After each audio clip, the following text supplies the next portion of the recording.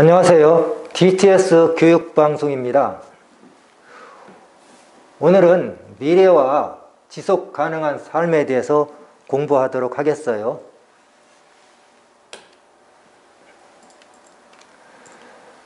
미래에 있어서 인구 문제는 아주 큰 문제인데요. 세계 인구는 제2차 세계대전 이후에 산업화로 인해서 급격히 증가했습니다. 그러나 선진국은 1960년대 이후에 서서히 감소하는 추세입니다.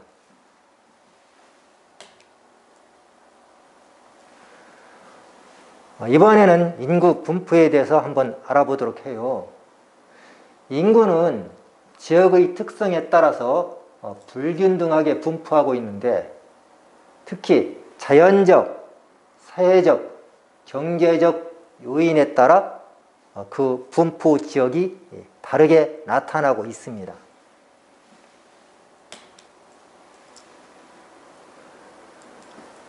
세계의 인구 구조는 선진국은 비교적 노인층의 비중이 높고요. 개발도상국, 즉 후진국이죠. 후진국은 유소년층 인구의 비중이 높습니다. 이러한 이 세계 인구는 또한 여러 가지 사정에 의해서 이동을 하고 있습니다. 그래서 경제적 이동, 정치적 이동, 환경적 이동 이렇게 나누어 볼 수가 있는데요. 경제적 이동은 아프리카에 살고 있는 사람들이 조금 어려우니까 아메리카 지역으로 이주한다든가, 또 우리나라도 한 100여 년 전에 그 어려울 때에 그 하와이로 이주를 해가지고 그 하와이의 사탕수수 농장에서 우리 한국 사람들이 일을 해가지고 그들이 지금도 그냥 미국에 그 후손들이 남아있는 경우가 많이 있습니다. 정치적인 이동은 어떤 지역에 전쟁이나 내란이 일어나 가지고 어쩔 수 없이 이동하는 거고요. 우리나라도 작년에 몇 달 안 되지요. 아프가니스탄 내전에 의해서 우리 한국을 도왔던 사람들 한 300여 명 정도가 우리나라에 이동을 해 가지고서 지금 여수 지역에서 한국 거주를 위한 기본 교육을 받고 있어요. 또 환경적 이동, 특히 대표적인 것이 투발루 섬인데, 투발루 섬이 자꾸 이제 그 지구 온난화 현상에 의해서 섬이 가라앉으니까 그 주변에 있는 뉴질랜드, 오스트레일리아로 이동하는 이러한 것이 환경적인 이동 사례가 되겠어요.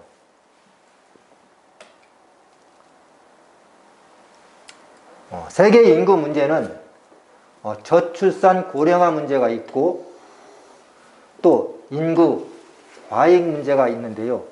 저출산 고령화 문제는 주로 선진국에서 나타나는 현상이고요. 인구 과잉 문제는 개발도상국에서 나타나고 있는 현상입니다.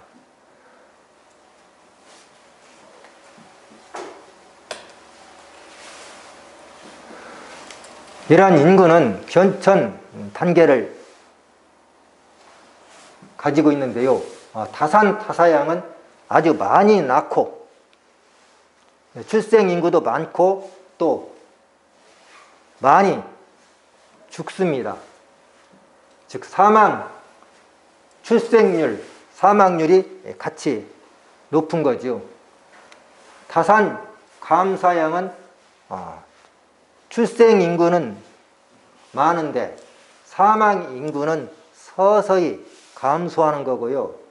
감산 소사형은 출생 인구가 서서히 감소하면서 사망 인구는 아주 줄어드는 겁니다.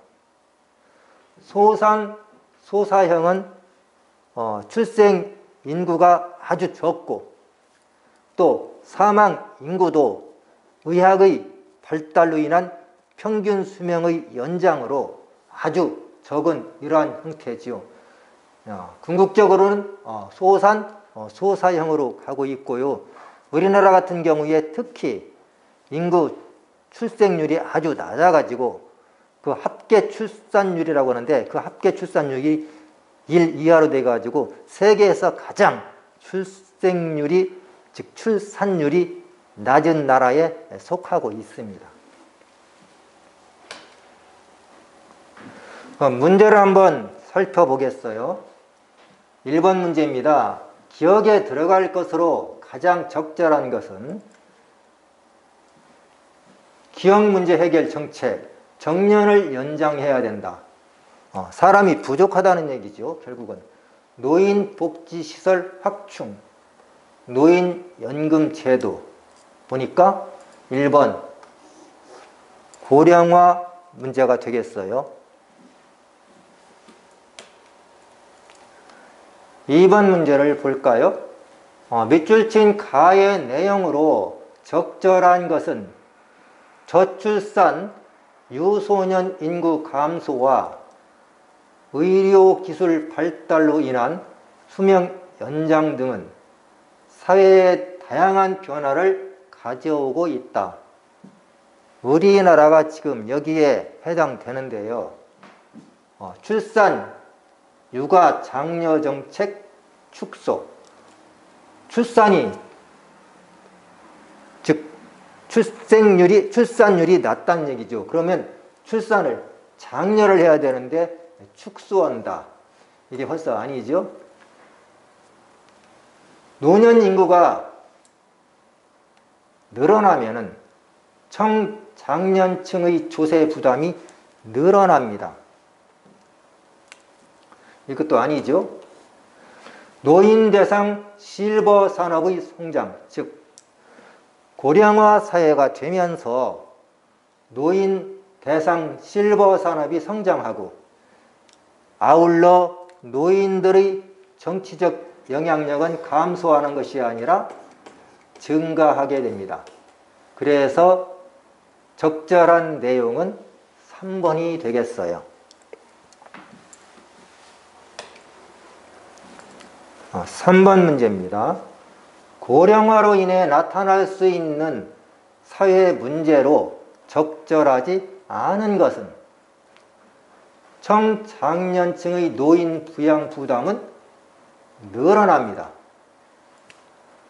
출산율 증가에 따른 보육시설이 부족하다. 고령화 사회가 되면서 출산율은 감소하지요. 출산율이 감소하기 때문에 보육시설이 부족할 이유가 없습니다. 노인 복지를 위한 국가 재정 부담이 증가하고요. 또한 생산 가능 인구 비율이 감소에 따라서 국가 생산성이 저하가 됩니다. 그래서 적절하지 않은 것.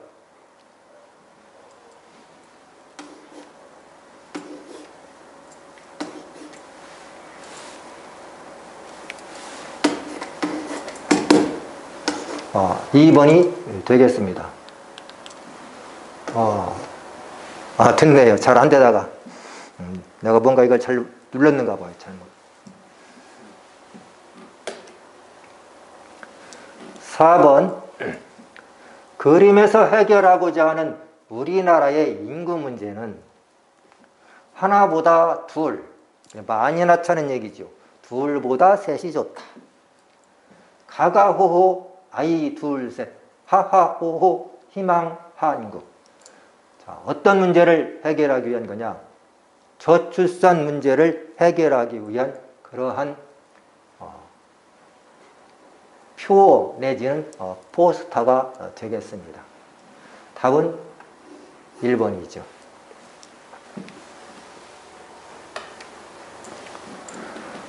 자, 5번 문제예요. 그래프에 대한 분석으로 적절하지 않은 것은, 자, 이 그래프를 보고서 답을 쓰면 됩니다. 답이 이 안에 있는 거지요. 유소년 인구의 비율이 감소하고 있다. 이 새카맣게 칠해진 부분이 유소년 인구입니다. 감소하고 있죠. 예, 맞는 얘기입니다. 2010년 여기죠. 초고령 사회로 진입하였다. 초고령 사회는 노년 인구가 20% 이상이 되는 사회를 말합니다. 이게 노년 인구를 표시한 색깔입니다. 그러면 맨 위지요. 2010년을 보면은 노년 인구의 비율이 11%입니다. 11%이기 때문에 우리가 임의적으로 정한 노년 인구의 비율 20% 이상이 초고령화 사회라고 했을 때에 틀린 말이죠. 그러니까 이것도 1번도 그러네. 유소년 인구의 비율이 감소하고 있다. 그렇죠. 맞는 얘기고, 이건 틀린 얘기고. 3번, 노년 인구 비율이 지속적으로 증가하고 있다. 노년 인구 비율이지, 이게. 지금 늘어나고 있죠. 자꾸 커지고 있죠. 이게 맞는 얘기입니다. 이건.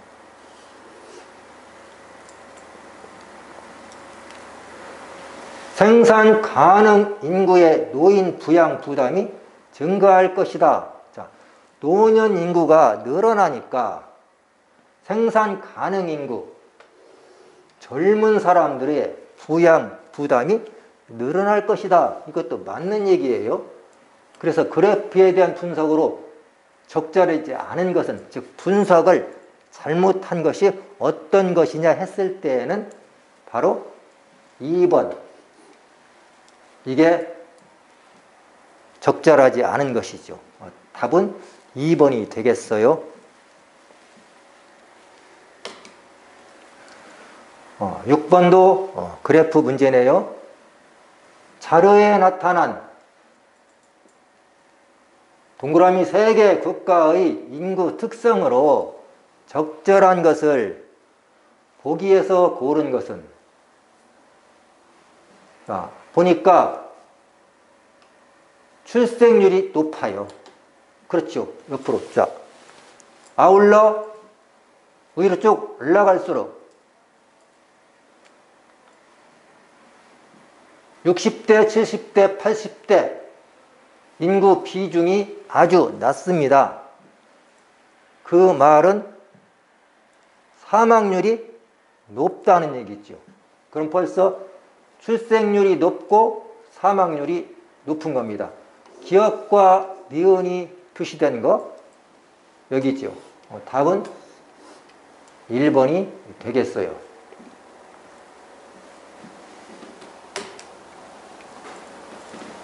7번, 고령화에 따른 사회 문제로 옳은 것은, 보니까 물음표가 없네요.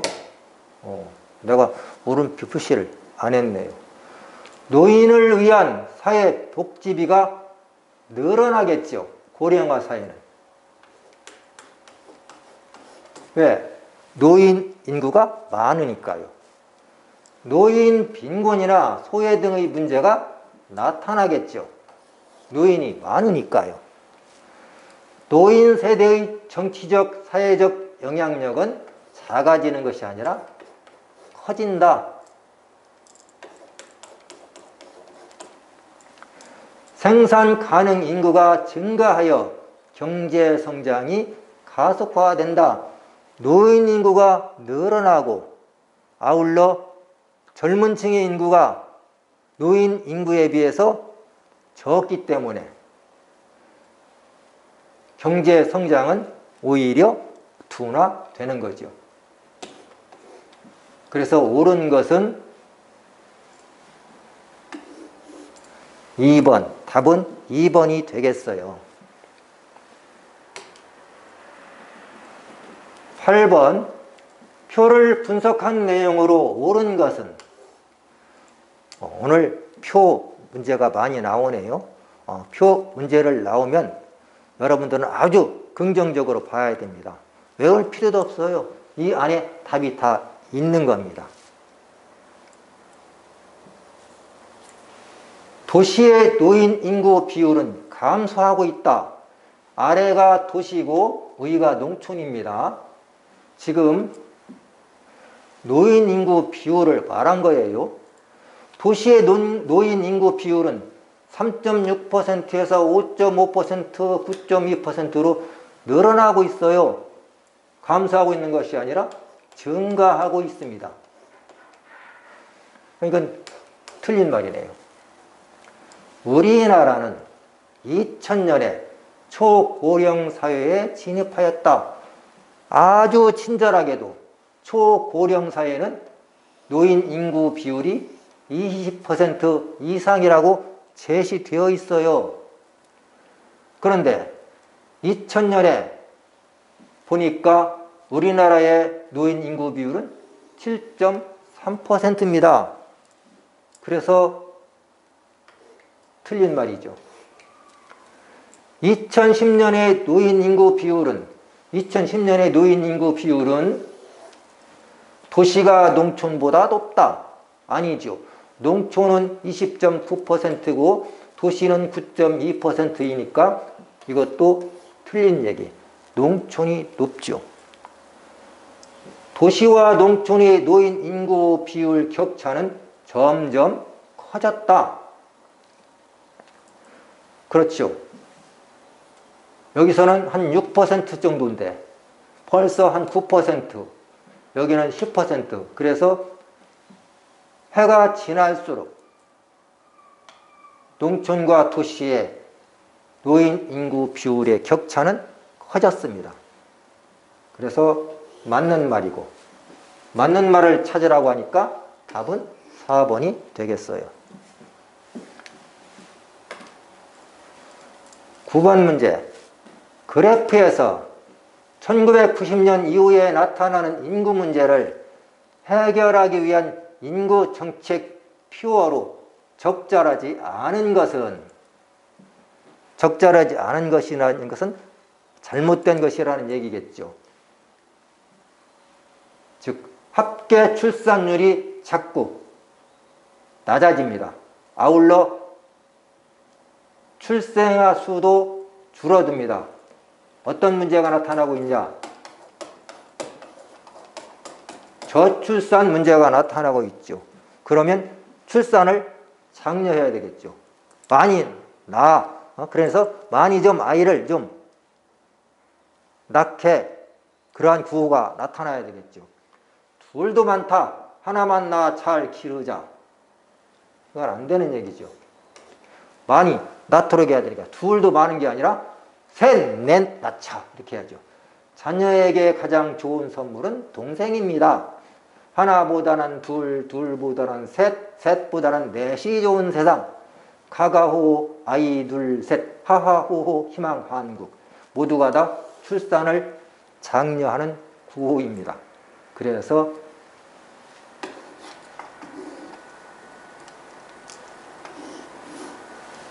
1번이 적절하지 않은 것이죠. 마지막 문제예요. 고령화 사회에 대한 설명으로 적절하지 않은 것은, 고령화 사회는 노인의 인구 비율이 많은 사회를 말하는 거죠. 당연히 노인 복지비의 지출이 증가하지요. 의료기술의 발달이 영향을 끼친 겁니다. 즉, 그래서 평균 수명이 길어지는 거죠. 맞죠? 노인 인구가 많다 보니까 청장년층의 사회적 부담이 증가합니다. 쉽게 말하면 청장년층이 노인들을 먹여 살려야 된다는 이야기입니다. 평균 수명이 줄어들어 발생하는 현상이다. 평균 수명이 줄어들어 발생하는 현상이 아니고 평균 수명이 늘어난다. 즉 증가라고 하면 그렇죠. 아무튼 늘어나서 발생하는 현상이다. 이게 잘못된 말이기 때문에 답은 즉 적절하지 않은 것을 고르라고 했으니까 4번이 답이 되겠어요. 자, 오늘은 여기까지 하도록 하겠습니다. 자, 다음 시간에 봐요.